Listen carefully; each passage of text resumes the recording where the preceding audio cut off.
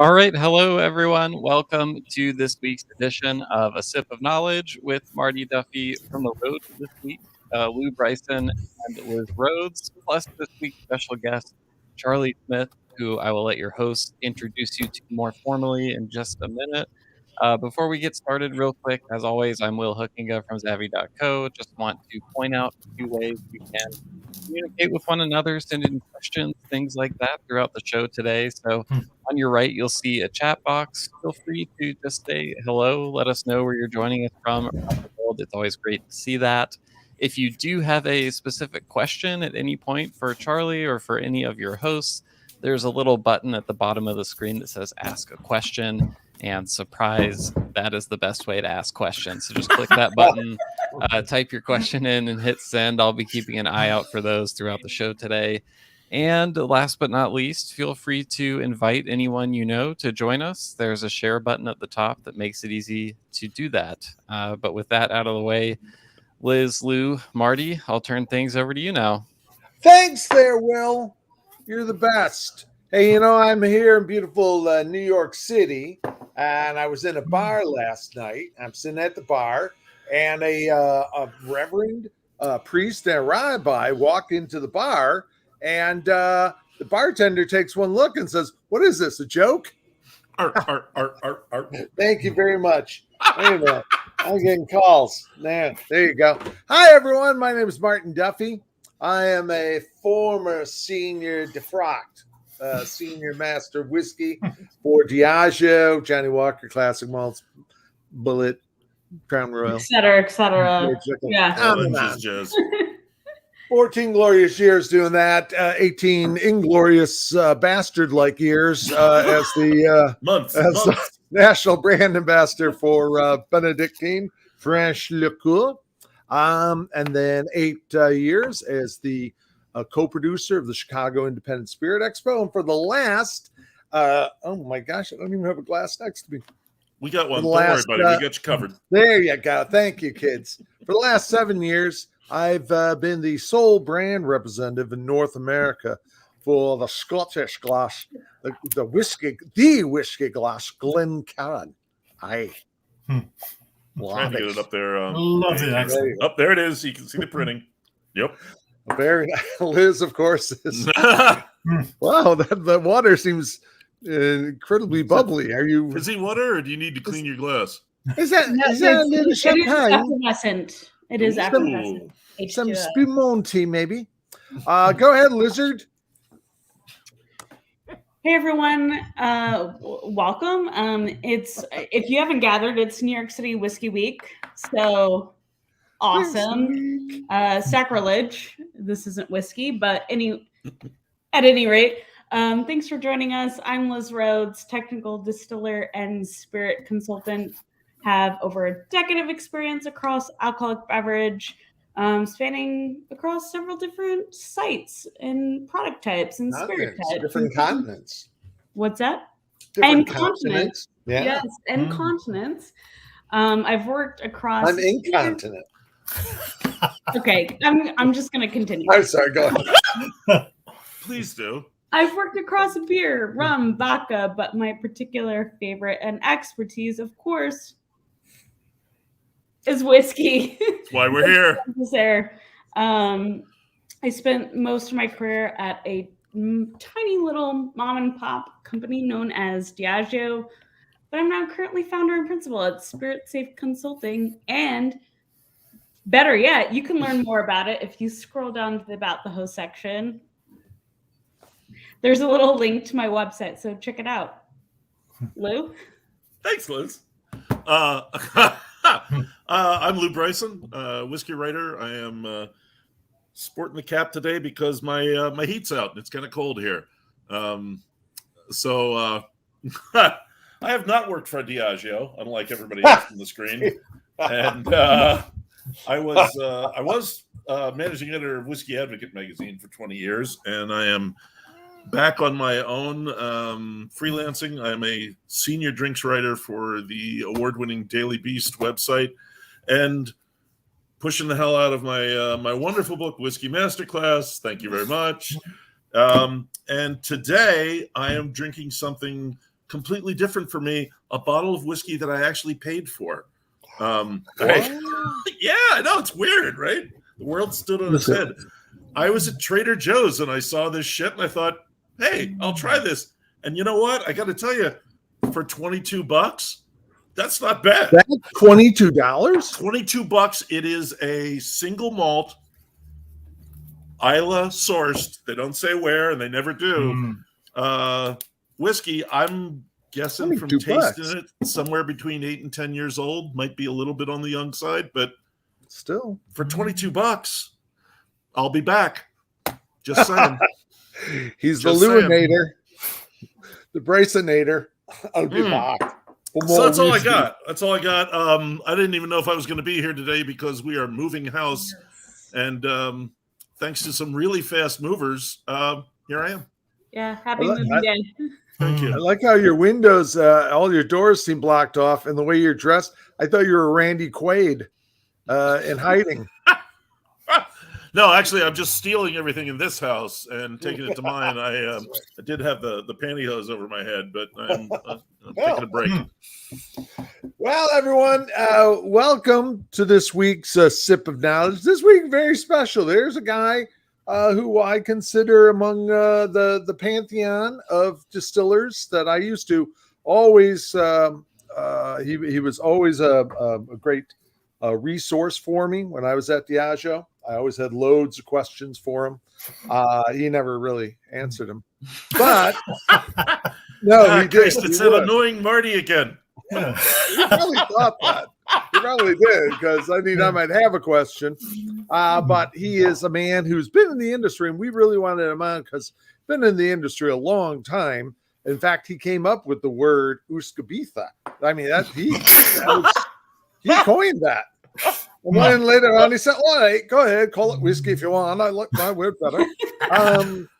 But then he has worked at such distilleries as Cardew, Talisker, Glencairn, Ballandock. You said it better. I bastardized Ballandock. That's it. I know. I don't want to whip up a loogie right on the screen. No, please. Oh no. And just to be clear, something. Oh my God, sorry. This is going to hell in a handbasket. Cardew is just Cardew. You don't pronounce the H at all? Nope. No. Okay. Thanks. Yeah. Dew is black. I know this. All right. Oh, yeah. That means black rock. Cardew does. Mm-hmm. I know these things.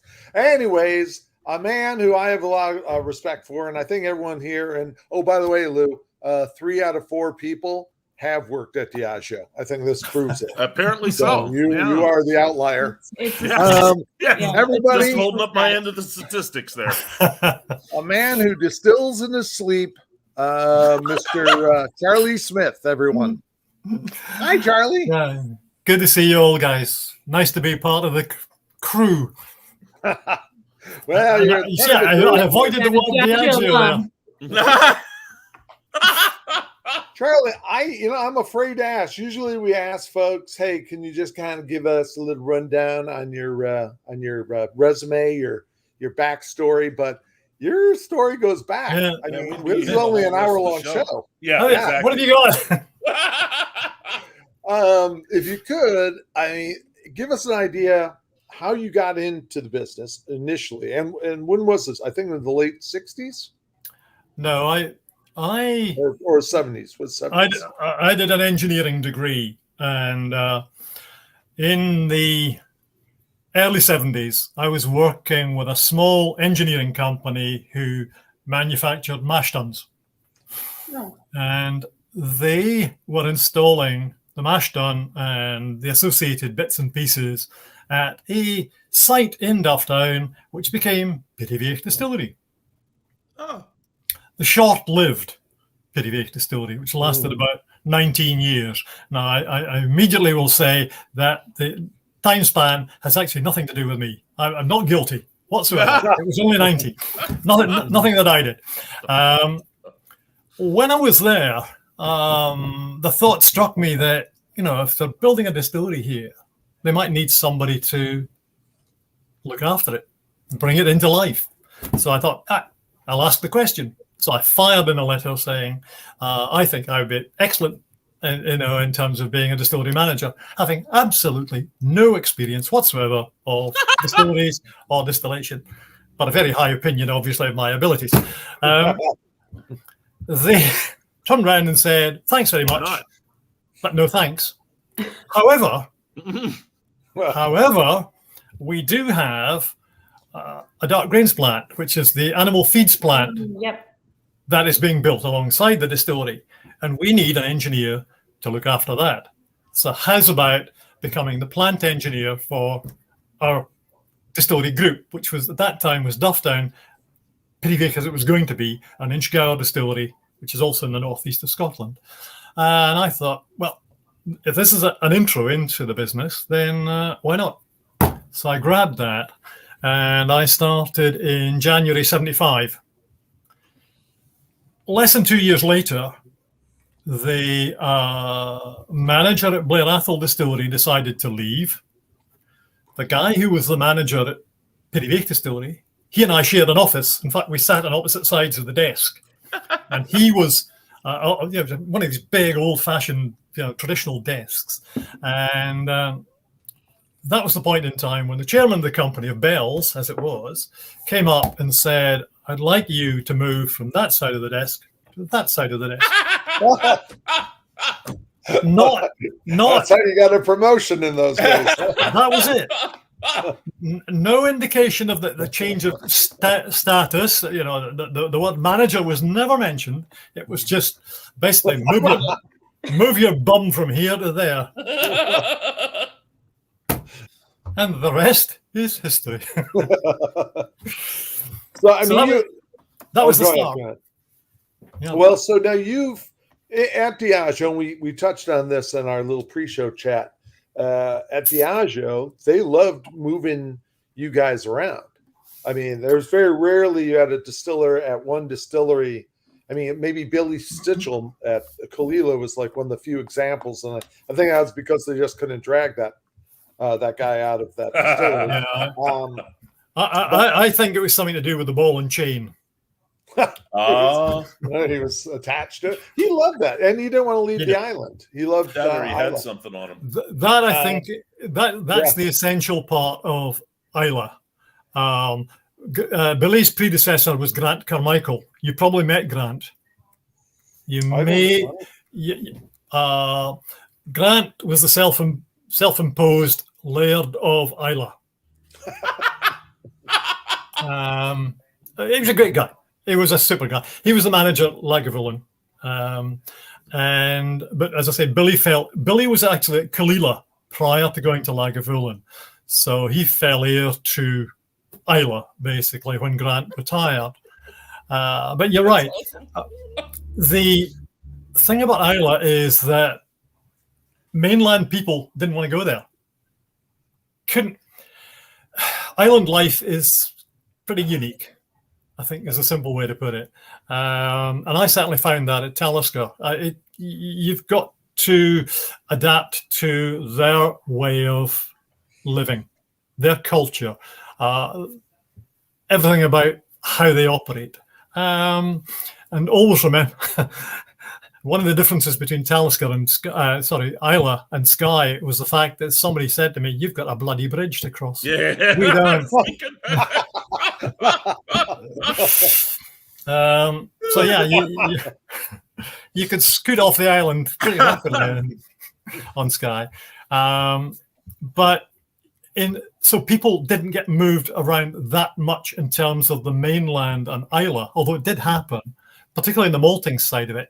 But on the mainland, DCL, who became part of United Distillers with the merger with Bell's in '87, had a philosophy whereby they moved people on a very regular basis.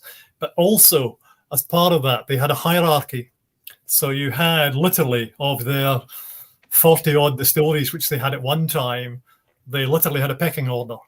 So your means of movement was moving up the scale. And that's where a lot of the movement took place. Sometimes it happened more quickly than others, but that was that was it. But there was something understandable about the philosophy as well. And that is, if you stayed too long in one place, you became very comfortable and you could argue complacent. Things just happened. It was easy. But by going somewhere else, you brought your ideas to a different location. So you stirred the pot a little bit, and the idea was that you were going to create benefits.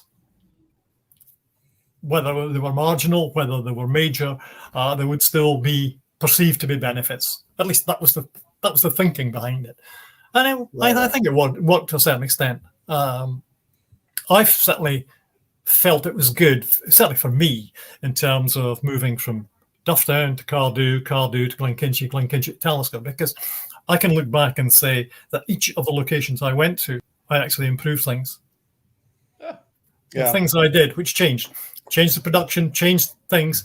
They were back to more engineering focused things, but I could change rates of movement of material through the process, for example. Increased number. Charlie, you were there. Just so some folks know, DCL that was a merger of Johnny Walker Buchanan's and Dewar's back in the 1920s, right? Around about 1915. Prior to that, there had been a collapse in the industry. There was a broker based in the central belt, the Edinburgh area, who collapsed. And the broker had accumulated, on paper at least, thousands and thousands of casks worth of stocks, or was forward buying, and the whole thing went pear-shaped, and businesses collapsed. So there was a huge reduction in up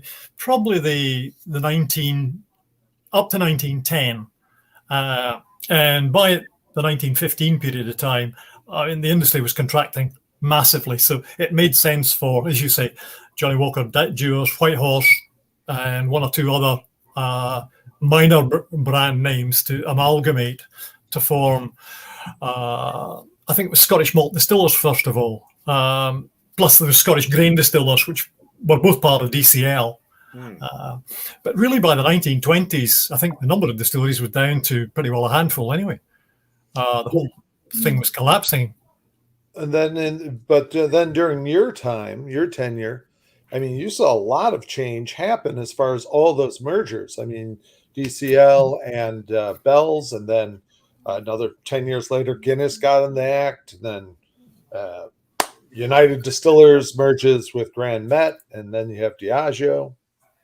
Well, the sequence, what happened when I joined in 75, the industry was on a high. I mean, there is no distillery in Scotland that wasn't going hell for leather. Right up to about 1979, and then everything fell off the cliff. Was it really that sudden? Yep. Wow. It was over about a year. Didn't Brazil collapse the economy or something? That's what I always heard, that it was South America was a huge market for Scotch whiskey, and then the economies collapsed, and they lost this huge market, and then eventually you had all the closings in 83. Yeah, I heard everybody blaming it on vodka. I think here in the U.S., Lou, more than one factor. Yeah, I guess. Yeah, I think there's several strings to the arguments that came together at the right altogether, and the pulling of the strings just closed the ball, sort of thing. The essence of it was that the SMD, or the malt distilling arm of distillers, contracted from, I think, 40 plus distilleries to 24. So that was that part of it. In the Bell's business, we were a bit more sheltered. We still kept production going, but instead of 7 days a week, 24/7 sort of thing, we eased backwards a little bit to more like a 10-day fortnight. So 2 5-day weeks, in other words, because our production accounting system was always fortnightly. And we kind of trundled along like that. but it was still effectively a major cutback. It's about a 25% cutback. But for the distilleries that were cut back in the SMD or DCL side of things, I mean, a lot of those were dead and gone and never reopened. So when Guinness took over Bell's, which was August 1985, that gave Guinness its first distilling sort of arm, if you like. They then were asked to come into the takeover bid for the DCL company, which was about April 86. They were fighting against Jimmy Gulliver, who had a huge grocery business and was going to take over DCL. Guinness came in and literally pulled it to them. There was a lot of shenanigans at the time, shares-wise. Which, if you go back into the history, it's quite interesting reading. And Ernest Saunders, who was masterminding the Guinness operation then, and some of his cohorts spent some time at Her Majesty's pleasure, as we say. Okay.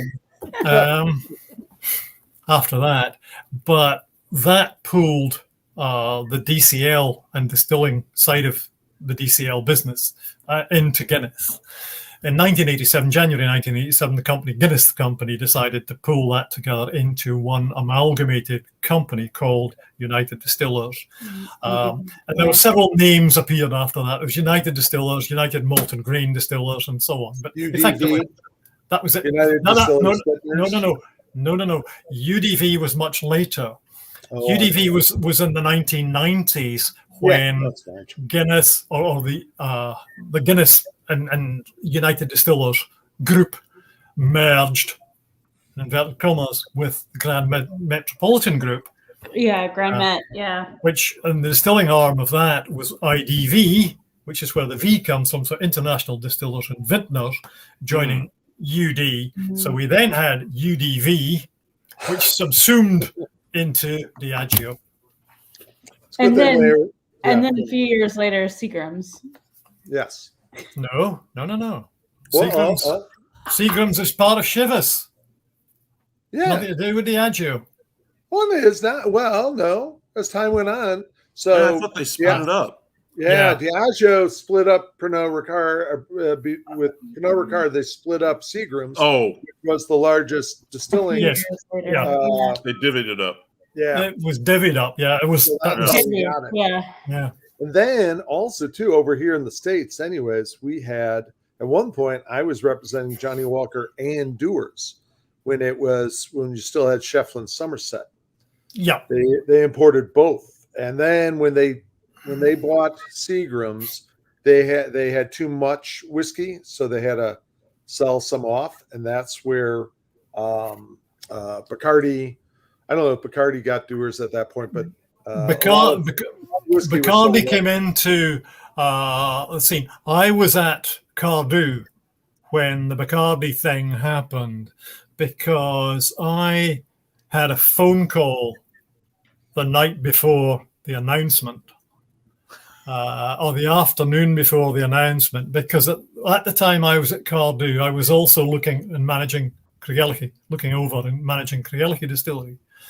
And I got a phone call from my boss on the afternoon of the day before to say, you need to be down there at 6 o'clock tomorrow morning, muster the troops, keep the night shift guys on site, bring in the day shift, the 8 o'clockers, your and the back shift guys, the 2 o'clock guys, bring them all together. And I'll tell you later what you've got to tell them. So that was mid-afternoon. So that was a question of lots of phone calls. Guys, you got to be here. Da-da-da-da-da.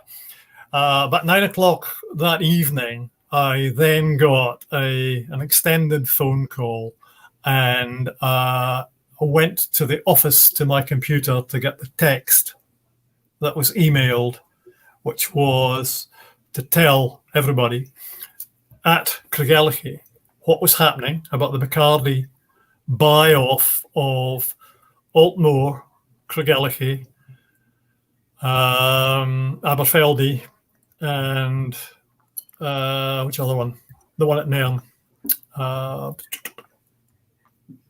Brackla. Right. That they had been transferred, bought, sold, whatever you want to call it, to basically to John Deere's, under the John Deere's banner, to Bacardi. And you guys are all transferring. There was no there was no sort of would you like to go? It was by the way. It's like you're on a football team. You were traded. Yeah, we sold your contract. Yeah. Everything's fine. So Don't it's worry. a question of, hey guys, don't shoot me. I'm only the messenger. You're no longer invited to the company Christmas party. Right. Oh my God. And the bottle that you normally get of Johnny Walker is now going to be Deere's. Like That's it or not. amazing. So that was, you're absolutely right. The reason for that was because of the way the mergers happened. One company was deemed to have the excess capacity. A monopoly almost. They had a monopoly. Yeah. And who decided that? The government? It was the government. Yeah. Yeah. Okay. Yeah. It was the government takeover panel, Mergers and Monopolies Commission, that decided that. Yeah. And the decision was that the brands had to be divested, which was the Deere's brand, but also the way they did it and why it was 4 distilleries was they had to have some of the input spirits into the blend, Deere's being a blend, some of the input spirits into that blend, but also volumetrically the quantities that equated to the Deere's sales. So there was some sort of calculation there. Wow. And those were the 4 distilleries that were chosen at the time for that. Charlie, and I'm sure this is something Liz will love. I remember going back in the early aughts to visit, like kind of unannounced. I mean, I was supposed to be announced. Can I just ask you a quick one, Marty? When did you actually start as a master of whiskey? When was that? Well, I started working for Johnny Walker and the classic malts and Dewar's and all, and Royal Lochnagar. I pushed Royal Lochnagar. This was in '96. Okay, but, I just wanted to get a time frame. Yeah, they used us kind of part-time for about 7 years, and then we all went full-time January 2nd, 2003. That's when we all, the 7 of us, became the... Clearly etched on your mind. Oh, well, it was unfortunately the same year my father passed away. I was at Whiskey Fest the night before my dad died. So it's in my head. So Charlie, I was thinking, so I used to love, or one time I went out to Isla on my own, and Dave Hardy, he used to, when he used to manage Royal Lochnagar, he was supposed to call Donald Rennick, who was at Lagavulin, and tell him I was coming, and Dave didn't. So I showed up. Donald Rennick, who I hadn't met yet, thought, well, I'm busy. I don't have time to take you. Who are you? Get out of here. No, he was very nice, but he was really busy. He just handed me off. But it was funny because it just felt like I walked in someone's accounting business. They're all, so you had a couple of people in their offices, and it was a cool old distillery. I don't know if they fixed it up. I haven't been there in a while, but it really just seemed like a nice business. It was very informal. You didn't have a lot of tours. Tours, I guess, were a very small thing there. How was it? What was your day to day once you started running a distillery? How was that for you? I mean, compared to nowadays, was it just, hey, I'm going off to work. It's 8 hours. And Marty, you're correct. It's sort of this thing of technical versus PR, right? And what does that balance look like? And how do you, as a technical person, right? We're talking engineering into being out and about. So it's not like you had a theater background, though Evan Katnick did. He had a theater background. He was also a singer. Yes, it was. Yeah, and very good. I mean, when I started, you're right. 8 in the morning was start point time. Back then, the staffing levels at a distillery would have been anything between 18 and 21 people. Now it's 5. Yeah. Something like that. So the essential thing then was to speak to people.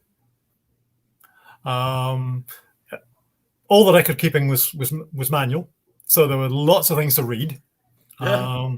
So first thing you would do is go to the mashing book, presumably, find out what had happened in the last 12 hours, because you also were back at 10 o'clock at night for shift change. So you made sure that the guys going off could actually walk off the site.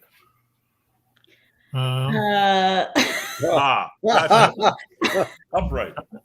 That's right. You got it, Luke. You got it. Not shambling like a monkey. Yeah, okay. And the guys who were coming on were pretty well up to speed as well. But the other thing, the 10 o'clock at night one, was back when I started, a dram was the order of the day. So you had to leave. Well, the guys who were leaving at 10 was chug, chug, chug. And so you watched them dispose of that, and you left a quota, sometimes in a glass with a cover on it, sometimes in a little bottle, but you left that for the night shift, knowing that as soon as your back was turned, it would have been gone anyway. Occasionally we did the nasty and go back about half. About sensory analysis. That's what they called it. Yes. Right. I just want to be clear. What they would say is that there was no sense in leaving it to get warm. I've been doing some sensory analysis. I'll be right back. I mean, a critical job, indeed. Was the dirty dramming thing still going on? If somebody did a nasty job, they got another? Yes, that was very much the case. We called it the dirty dram. Yeah. Anything that involved something unusual. In the silent seasons, for example, if guys went inside the boiler to scrape out the sludge and stuff out of that, that was one. If they were in pits that held different stuff over the year, or if any of the drafty material had accumulated in drains and they cleaned those out. So yes, that was very much the order of the day. Generally, it happened when the maintenance period, the silent seasons were upon you, sort of thing. But it could happen anytime.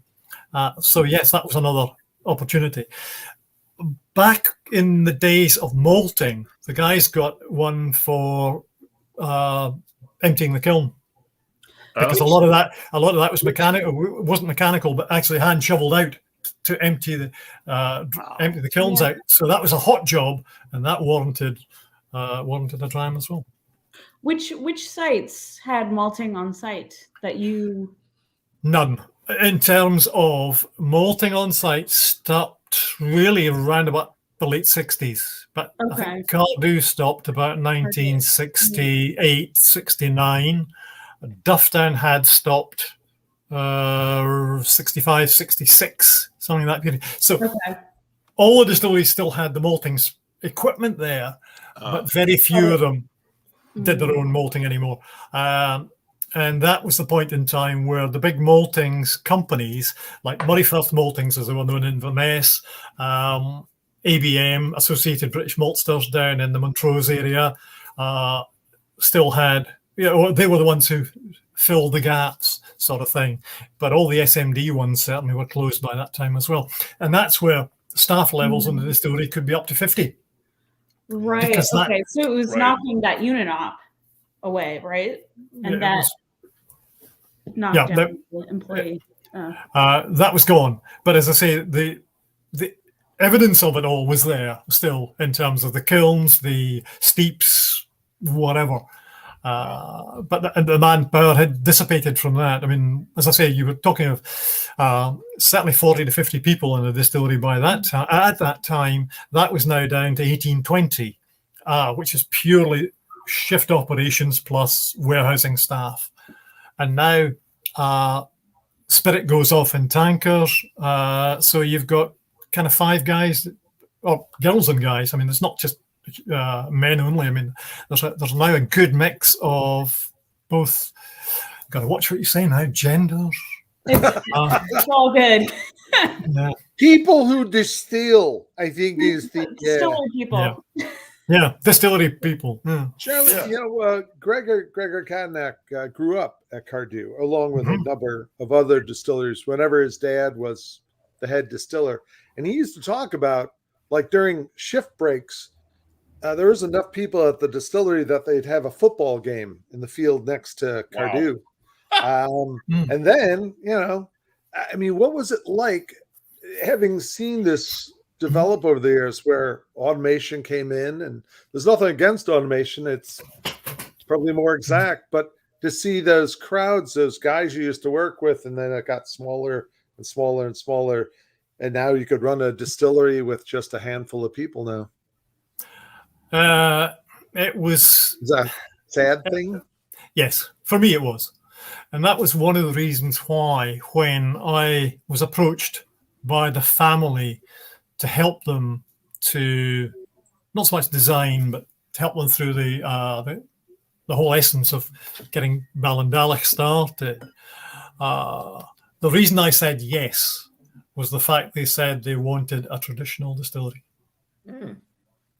Minimal automation. Now, okay, there's a mash house panel there, which means there's remote sensing of temperatures, for example, and flow rates, which are below the floor and they're on the panel on a scale.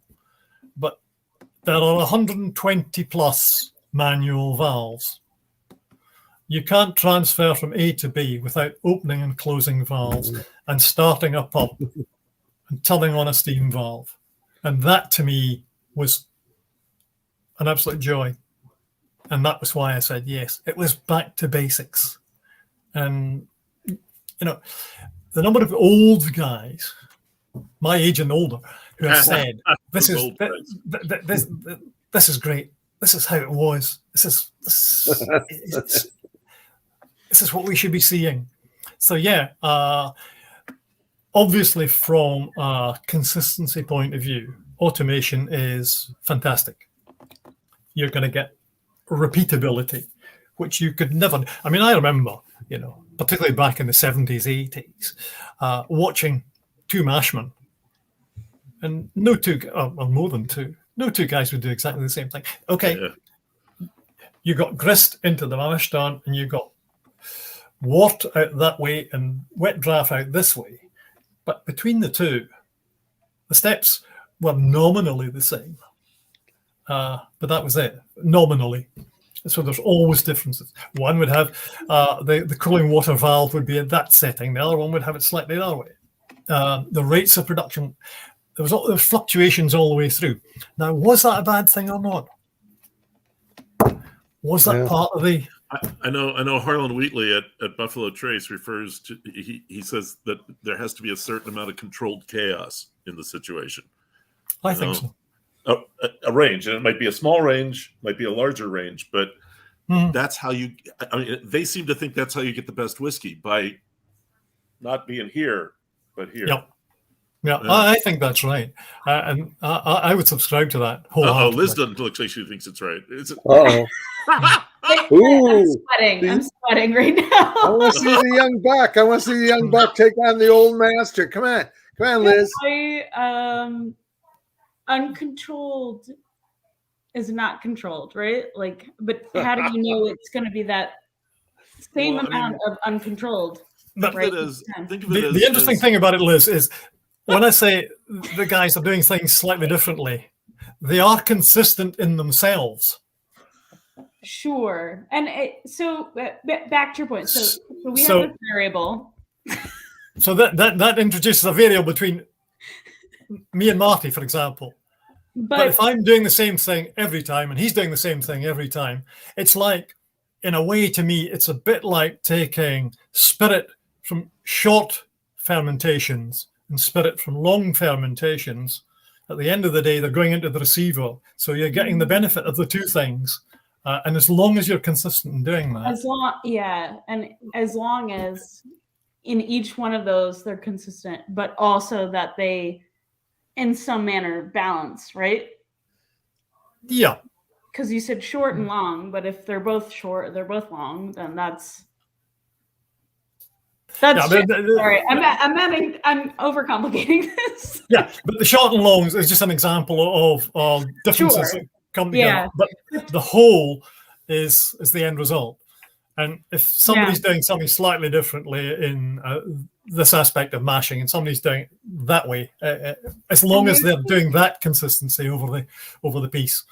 And I absolutely agree, because that's one of the things that I really enjoyed about working with the Gimli distillery. So Crown Royal Old Seagram's, and it's like some of the same things you suggested is like, you're not going to know exactly what is happening from taking a snapshot of the programming. And the other thing, which is what happens. The other thing it's important, and always was important in my mind, was the fact that in terms of production, the most you can influence is about 20% of the character anyway. 80% of it's going to come from the casks. Yeah, that's what I mean, the whole thing, so, when you're dealing with such a chaotic portion of the system as cask aging. But do you know what, though? This is why blending, people badmouth. People badmouth blending, and I'm like, this is why blending is so important. Absolutely. Most definitely.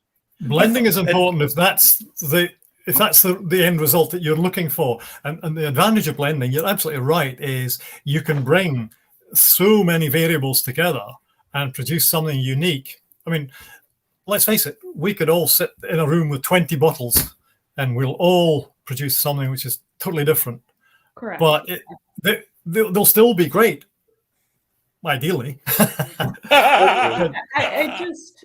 I just think people, and maybe it's a consumer perspective, I'm approaching it from a today's lens, because I obviously don't have the history that you do, that anyone in this Brady Bunch has, but I'm just approaching it from today's consumer lens, and they're skittish about blending, and I'm like, it's Marty, yes.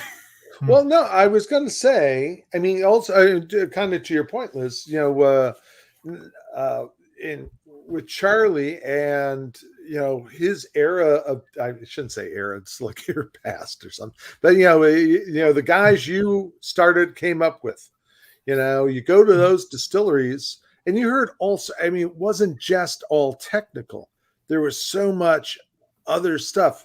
What's the famous story?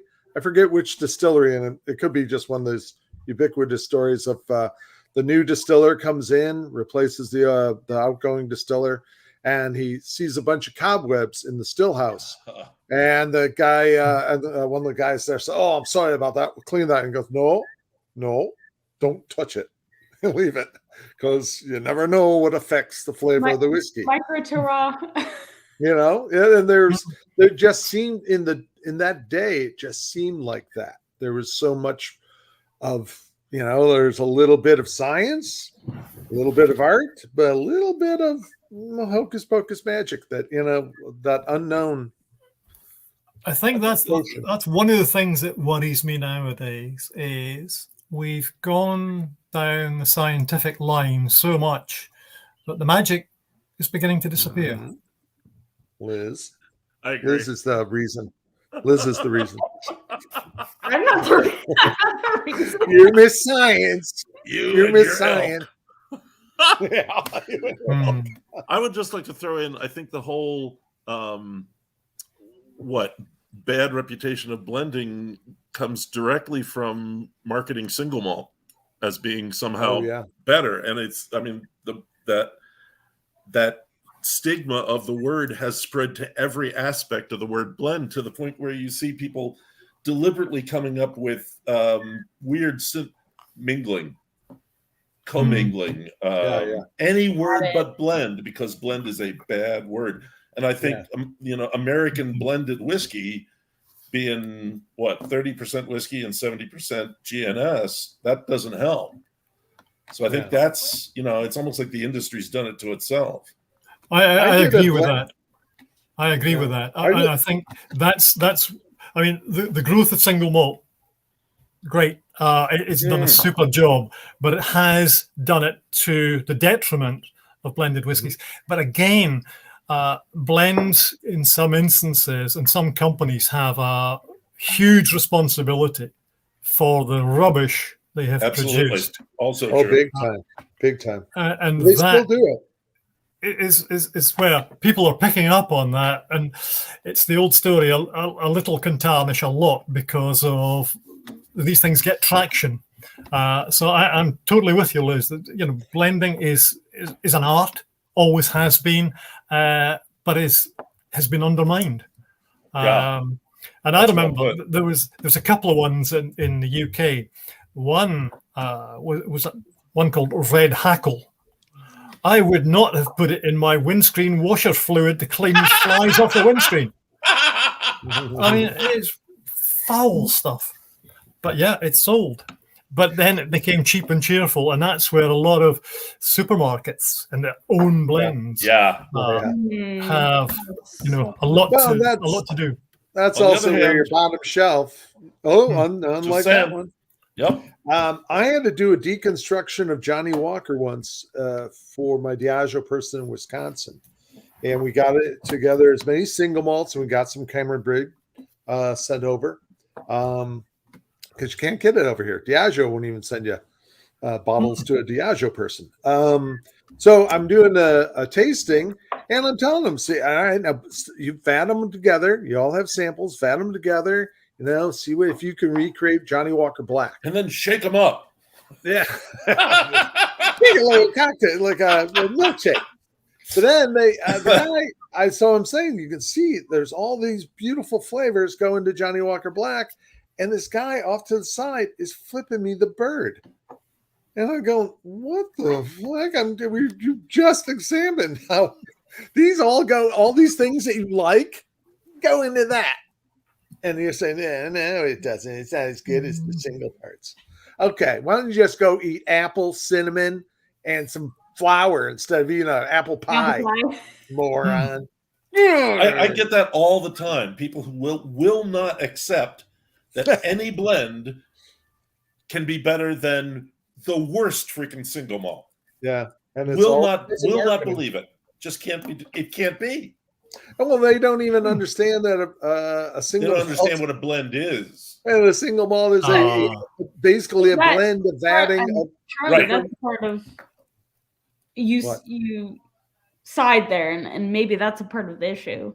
What? Him siding? No, I'm saying. Oh, sorry. What? You responded to people not understanding what blended is.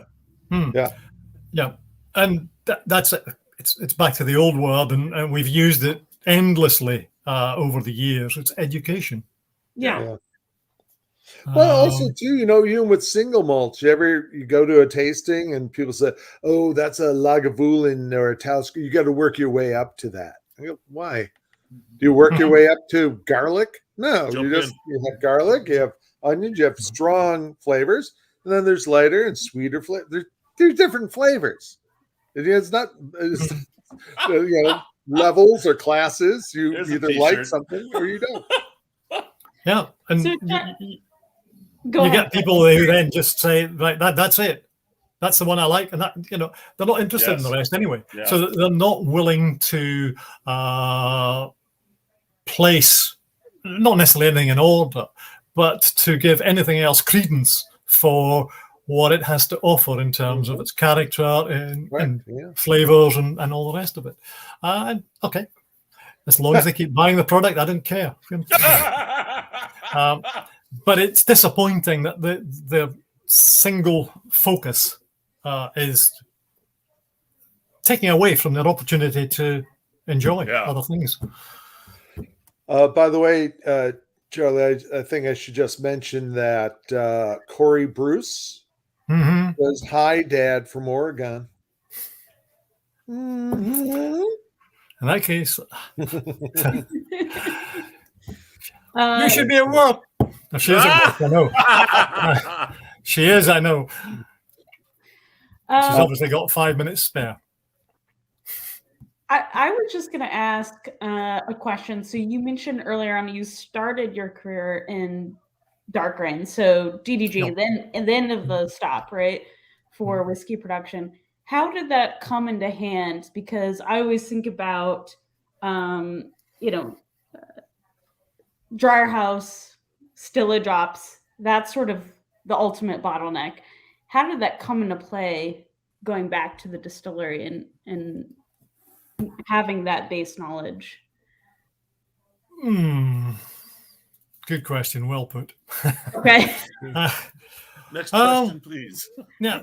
No, it's not. People don't think about it as a part of whiskey operations, but it is the ultimate. Well, there's a fairly crude way to describe it, and that is if you don't get rid of the waste products, and you have to get rid of them responsibly, obviously.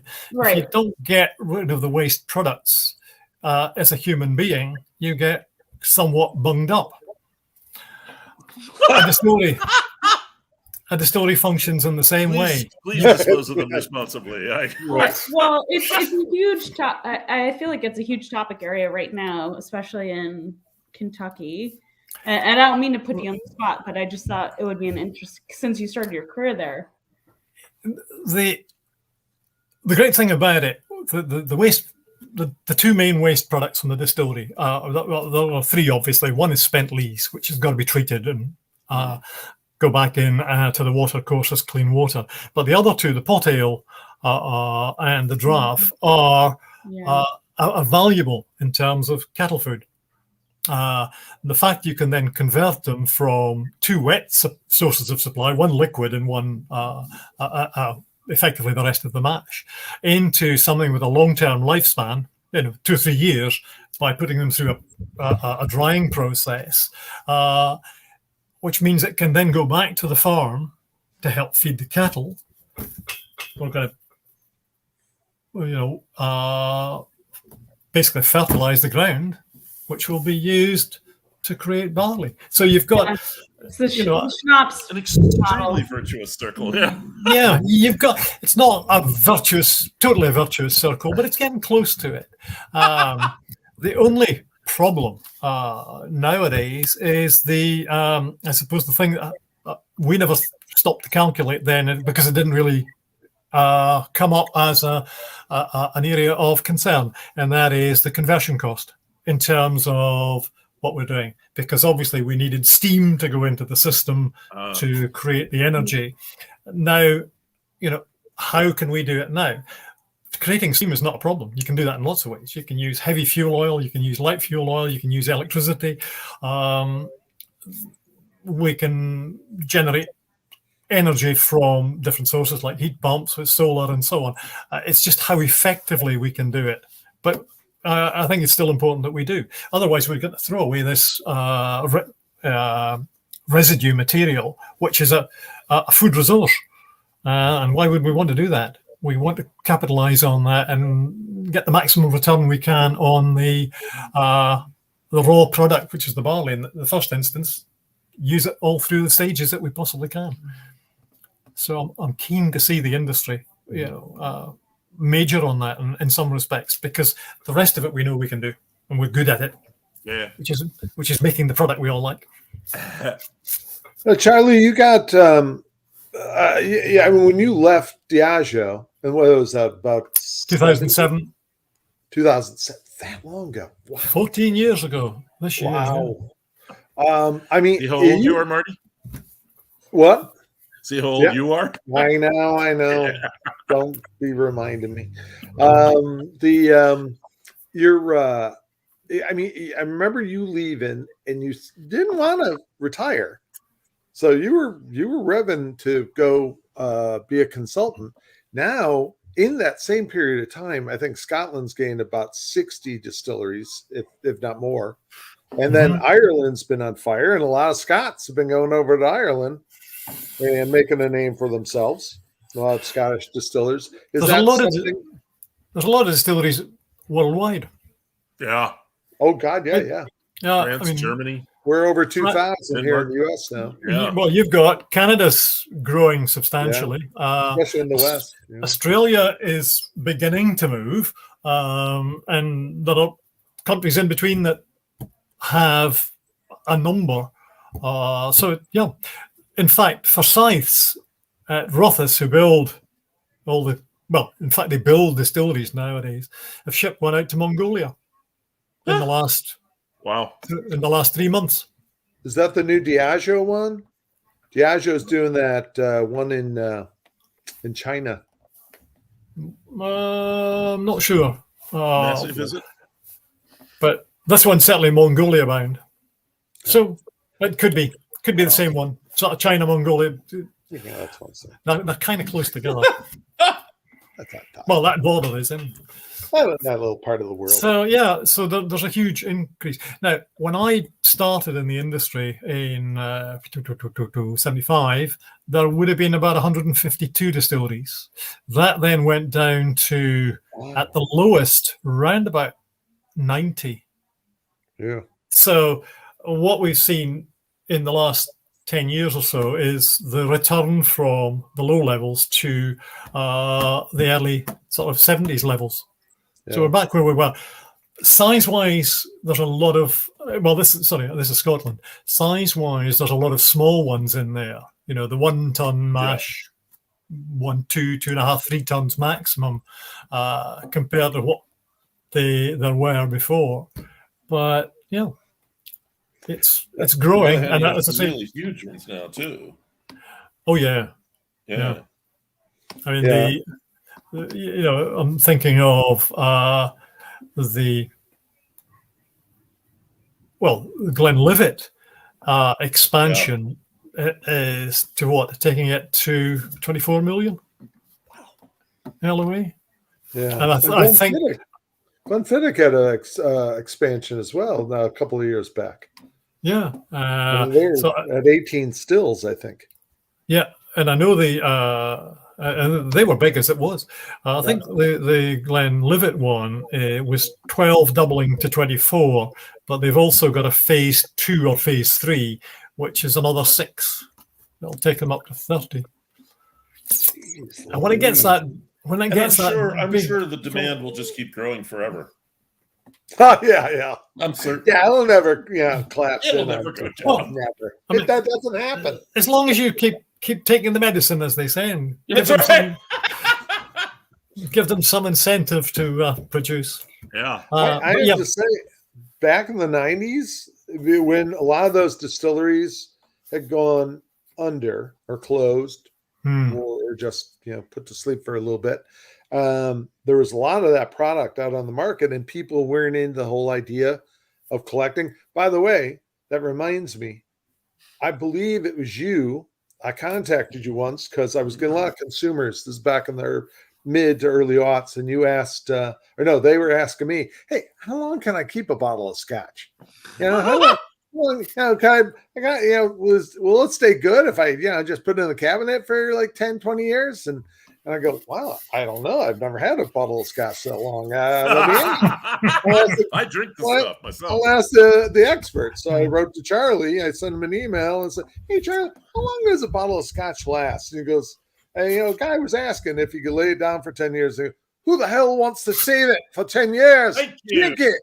Thank you. What do you want to do? Put us out of business." Made sense. Yeah. You don't save your Twinkies. You eat them. Even though you could. Yeah, right. On a Twinkie in one of the pyramids in Egypt, I think. Still good. Still good. Hey, we have a lot of questions. Lizard, do you want to? Yeah, we have a few comments and questions. So first one from Charlie.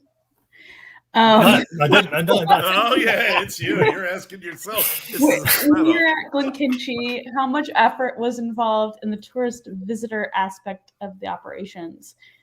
And I think that was some of our questions when we were in the green room. Was this whole dance, right, of technical an ops versus being out in the public.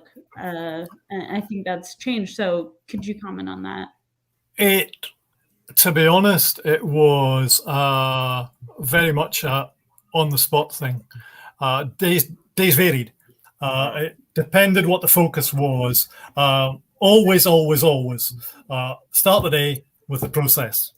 Yeah. Go around, speak to the guys, speak to the people. I was really lucky in each of the 3 distilleries that I was involved with, i.e. Cardew, Glencairn and Talisker, in having brand home managers who were absolutely superb.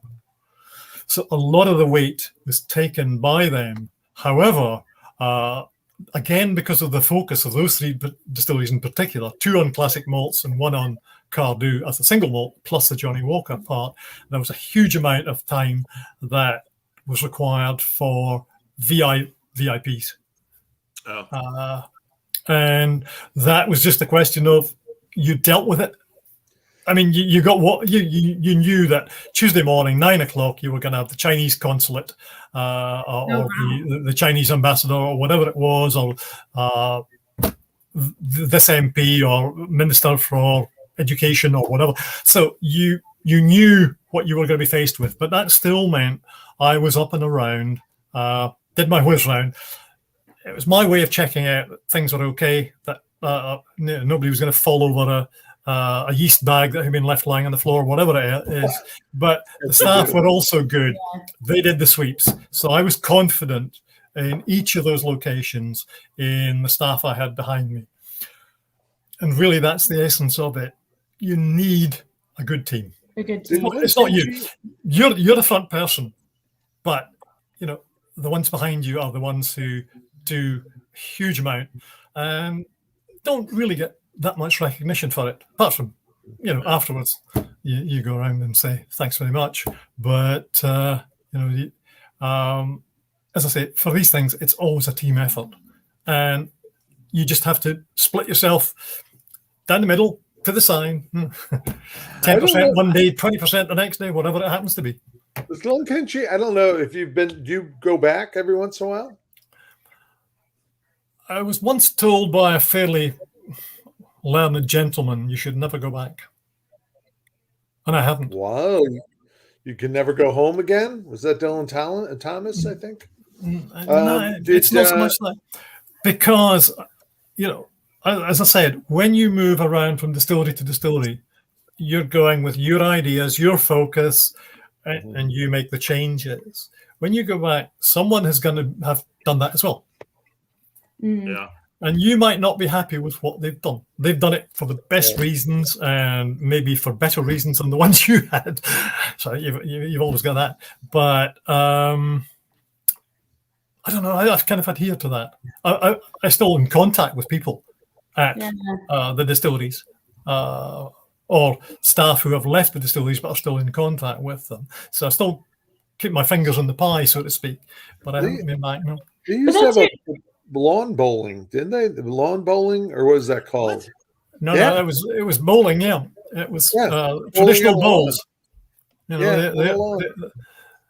Not quite so Francis Drake and the Armada coming up the Glencairn Garden, but yes, but that has gone with the creation of the new home of Johnny Walker. There, the bowling green has gone. Now that's a second time in its life it went. It was dug up during the Second World War for whatever purposes. I can't remember then. I think they did actually. Charlie, but it's gone. I liked what you said though, because I think it's back to your previous point about the team, and it's about the people, right? And so keeping in contact with the people that make the brand, right? Not necessarily the operation, right?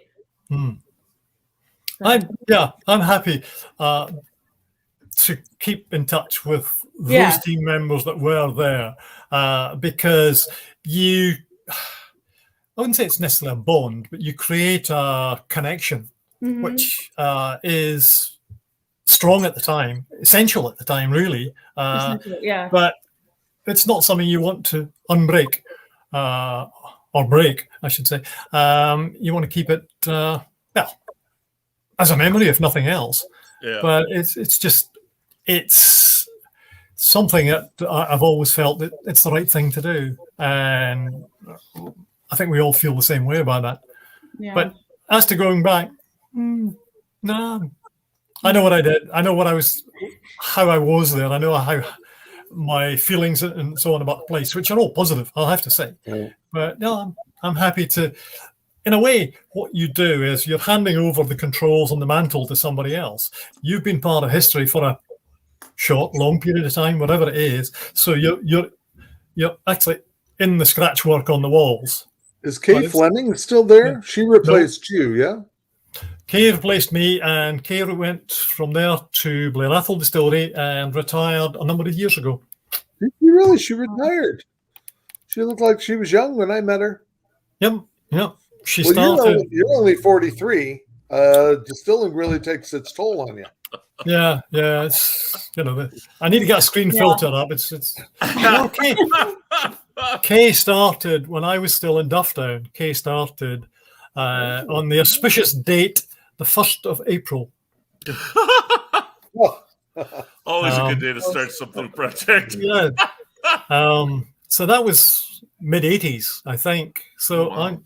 I was kind of fortunate in a way. I was able to follow Kay through her career because she was at Clynelish before she came to Glencairn. And I remember her coming down, sort of saying, giving a call and saying, "Do you mind if I come down just to catch up, what you've got there, how you do things, and the people and so on?" And I said, "Yeah, no problem, come down." And she said, "I've been divorced from the type of production you do and the paperwork, and I'd like you to take me through it." So I went back and found an old, and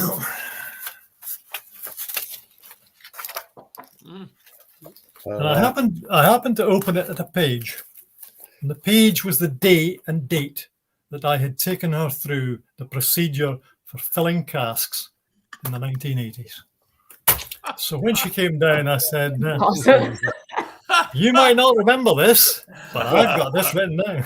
That's why you write it down. That's right. It's incredible. So You wanna grab the that story last is question? don't throw things away. We Yeah. got I don't know two when more you might need questions. them. Yeah, it's is that an old lab notebook or just a notebook? That's just a notebook. But Okay. I certainly I kept a lot of notes at the time. I don't have. When I retired, I suddenly thought, I don't need this anymore. Silly me. Liz is old school. She chisels it into stone tablets. I love a good note taking. I'm just finishing up a lab notebook today, and got to get a new one. It's Emotional time. Yeah, it's Well, actually, it's interesting because, as I say, I wish I had kept a lot more of what I did because with the Glencairn option, plus I was out in India a couple of years ago, and I'm suddenly going, mash done extract. Now, how do I work that out again? Oh, God, yeah. Things like that. I mean, yes, it came back to me, but I have to say it wasn't, right at the top. But yeah, that was fun.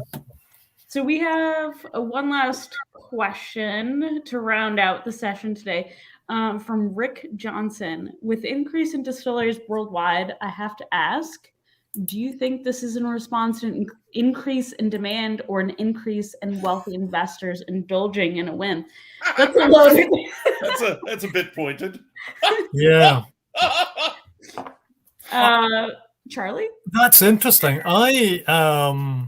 I suspect the answer is yes to both parts. Yeah. And I certainly see that. I would say that the craft distilleries increase in Scotland, I'm sure, is driven by both of those arguments.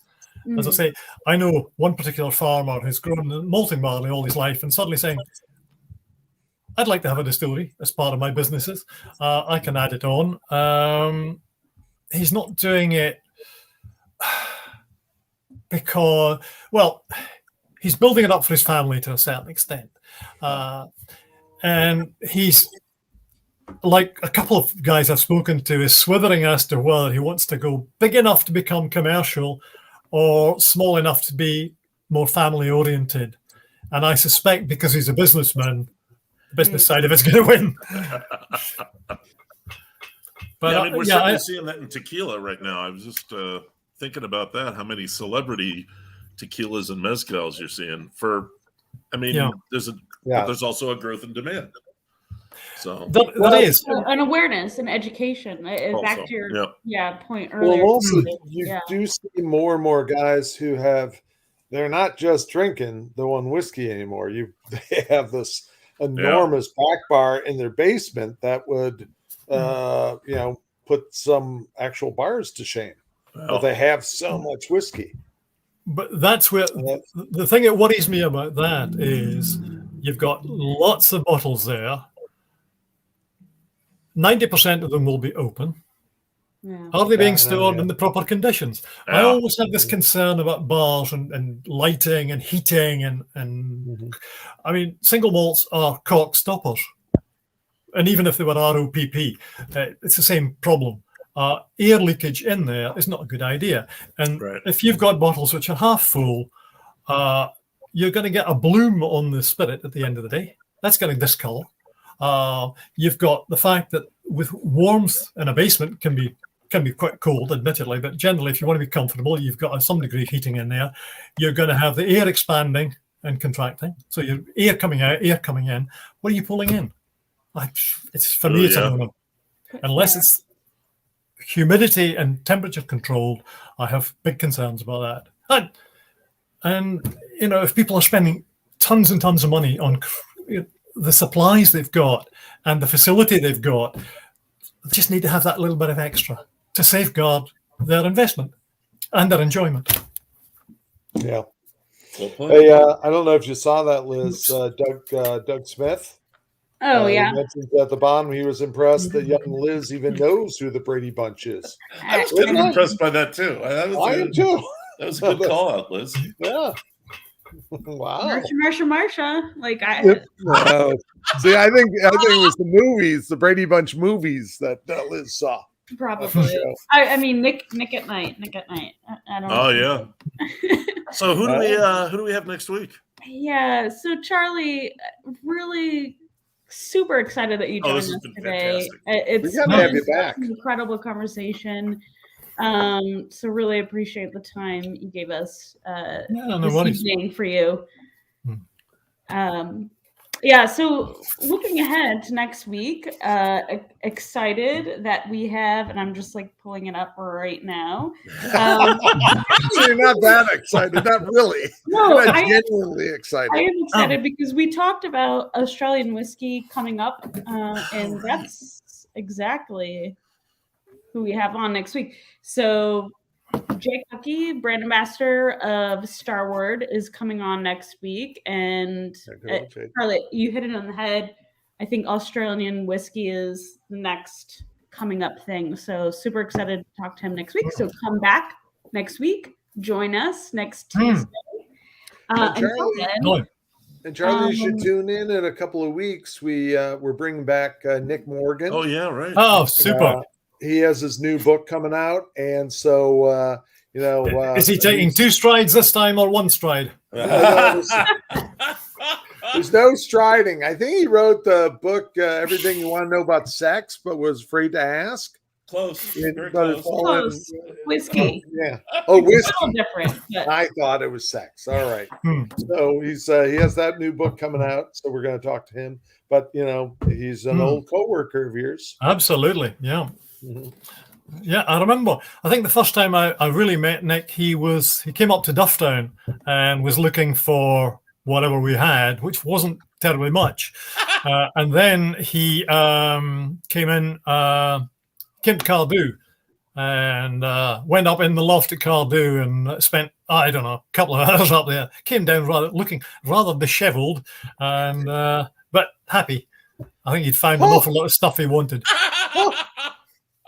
But then, as an archivist and historian, that's what you do. Amazing. Thanks again, Charlie, for joining us. No problem. Really enjoyed it. Thank you, Charlie. Been great. Thank you. Thank you for the invite. Cheers. Bye, Cheers. guys. Bye, everyone. Keep taking the medicine. That's right. Well, good old Tolska. Oh yeah, Cheers, my rock. favorite. Yeah. Come on, get in there. Yay. There it is.